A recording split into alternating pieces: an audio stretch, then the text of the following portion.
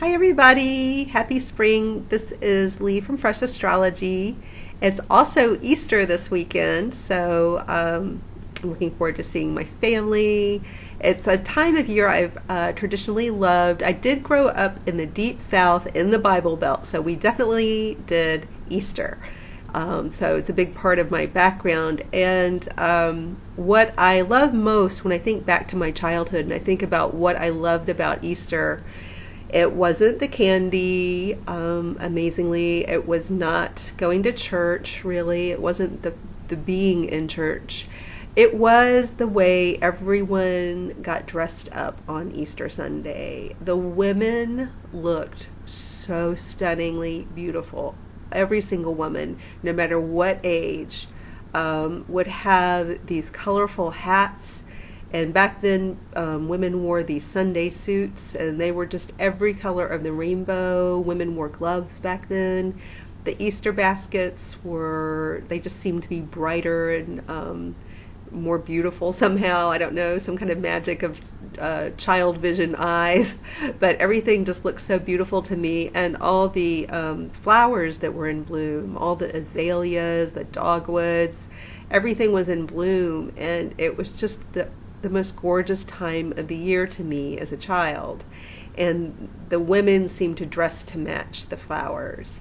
And that really is when I think Easter and childhood, I think of all the women in my family and their beautiful hats and Sunday suits. You know, like shocking pink and pale blue, like all these like Easter egg colors. The one thing from my Easter basket that I really did love, though, was not edible, even though it was made to look like it was made of sugar. Maybe there was sugar on it, and it was made to look like it had icing on it, and maybe it was real icing, but you didn't eat it. And I don't know what to call it, so I'm just going to call it a viewer egg, because I don't know what the name is.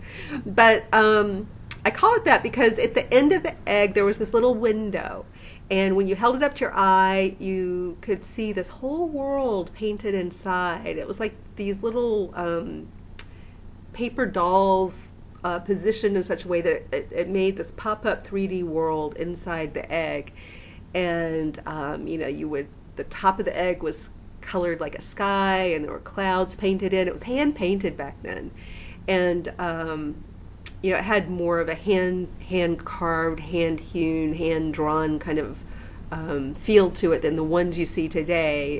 They're not very popular today. You don't see them much, but the few times I've been able to find them, they're smaller and they're not much of anything compared to what I got as a child. I mean, these were things you had to hold with both hands, and they were just gorgeous. And so the experience of getting that egg it just looked like this, almost like a styrofoam white egg, but you held it up to your eye, and inside was this beautiful world. This unanticipated world would open up. And that, to me, is a lot of what life coaching is. And life coaching is the new branch of my business that I'm growing right now, and I'm really excited about. And that's what we do. We open up new worlds within those sessions. And I would love to encourage you, if you feel like you're at a crossroads or a stepping off point, there are all these metaphors, jumping off point, you want to go to the next level, you want to take your business to the next level, you want to start your own business, you're not sure what you want, but you want something new and you can't quite see it, like the vision isn't there, but you know that it's just out of reach. It's there, but you're just having trouble clarifying for yourself. You're just not seeing it. That's all the stuff that life coaching can help with. And right now, as I'm finishing my certification, I am offering a kind of an introductory rate. It's at least half, maybe more than half of what the price will be. If you look at my astrology personal reading sessions, they're a lot higher, and you can anticipate that the life coaching sessions will start to match those prices. So right now, a session one-on-one with me on the phone for 50 minutes is $65. and that's a good rate. And you'll be amazed by what you can get out of a session. I would say 99.9% of my clients have walked away. Maybe we'll make it real, like so we don't have half a percentage person. 99% of my clients have walked away with just this whole vision that opened up for them, and it really helped them kind of clear away some blockages. And just having a vision is so powerful. Having a vision of where you're going, what you want, with great clarity, the way we do it in the life coaching session, which is different from you just having kind of a picture in your mind. We do something very different. It's much more like the surprise of looking in that egg for me as a child, and it's magical like that. It has this magical quality. I would say, based on my experience so far working with a fair number of people at this point, I would say the best candidates for life coaching are people who are not in the middle of a great trauma, not right in the thick of a great loss. And if you are in trauma or in a loss or have had one, you'll know what I mean. There's sort of a pattern. At first, it's just overwhelming, and all there is that trauma or that loss. That is not the right time to start a life coaching session. That's a time for healing and maybe counseling with a therapist.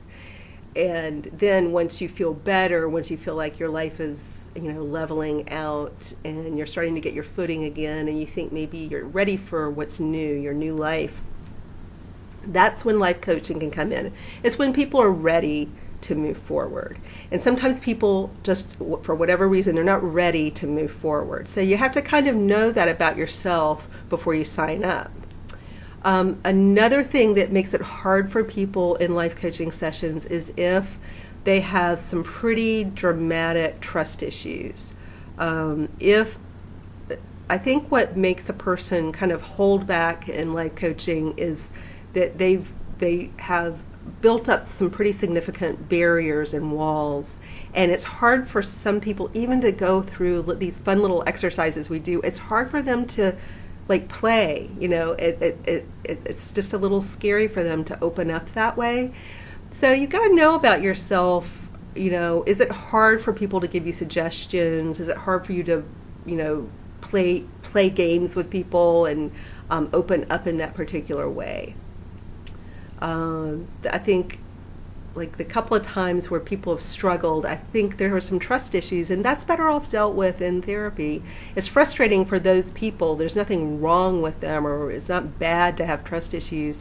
There's a reason for that, and you guys with trust issues deserve the right kind of help for that. But I think life coaching can be a little tricky for someone with significant trust issues. Likewise, I would say the other type of person I've encountered is a person who is scared to be vulnerable, not from a trust perspective, but sometimes it's hard for people to be seen as not knowing everything, not having it all figured out. It feels embarrassing, like a shameful thing for some people to feel like, so to allow themselves to go into these exercises, even if they've heard of these exercises before, there's something, I think there's a certain dynamic where, I just seem to detect people, they don't want to look like they don't already know it. It's like it almost feels when I'm talking to them like it almost feels shameful to admit that you do need help for someone to guide you into these exercises. But if those don't sound like full on trauma and loss, huge trust, significant trust issues, and feeling shameful that you don't have it all figured out already, if those don't describe you, then you're a great candidate for life coaching. And if those do describe you, there's nothing wrong with you. It just means that there's a different kind of counseling available for you. This is something else that would work better. Life coaching just works better when people have some defenses down and they're not in huge woundedness right at the moment. And but come work with me. It's lots of fun. It is more like play.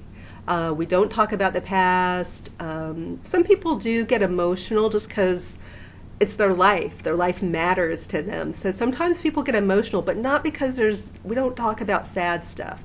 We don't talk about, what hurt you in the past. We're really talking about now and kind of looking forward a little bit. So come work with me. It's really fun. I'm really loving doing this. And I'd say, almost everybody except for the types I described before get an enormous amount out of the session. And I would love to share that with you. All right, take care.